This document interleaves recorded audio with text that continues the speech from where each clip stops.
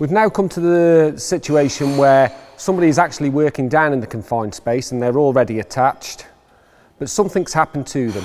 Well, under the confined space regulations, it does state that in case of an emergency, if anything was to happen to somebody, there must be a way that we can actually get them out of that environment.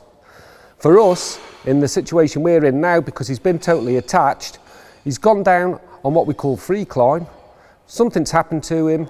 What we've got to do now is change this piece of equipment over here so as it allows me to take him out by winching him up. How I do that is by literally pulling this pin here.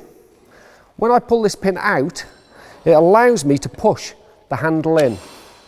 Once I've pushed the handle in and I release the pin, it then allows me to use this to wind the person out of the confined space environment.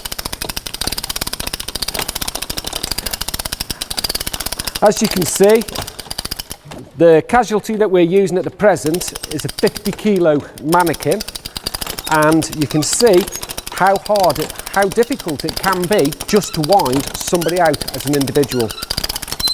Fully attached, and he's actually attached to his extension webbing, which is what we'd actually use if we were to attach somebody down below. If he was actually being lowered down, we wouldn't attach that extension webbing because it's not designed for shock load. It would have to be to the front or the back for the rest point. But because he's actually had something happen down below, he's attached to his extension webbing to allow us to get him out in a more vertical position than he would be in if we were attached to our front or back for the rest point.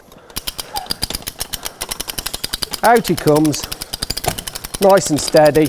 Always thinking about the welfare of your Casualty is most important. So my Casualty is now out. My most important thing now is to make sure that I get him safe, and we do make that phone call, whether it be to 999 or to a control point where they will send an emergency team to us. Okay, so as you can see now, we've got the Casualty above the ground, and his feet are more or less clear of where the entry point is. So if I was on my own here, what I could actually do is put the cover back over so there's no fall point there, and then I can actually lower him gently down to the ground, administer whatever first aid is required whilst waiting for the emergency services to arrive.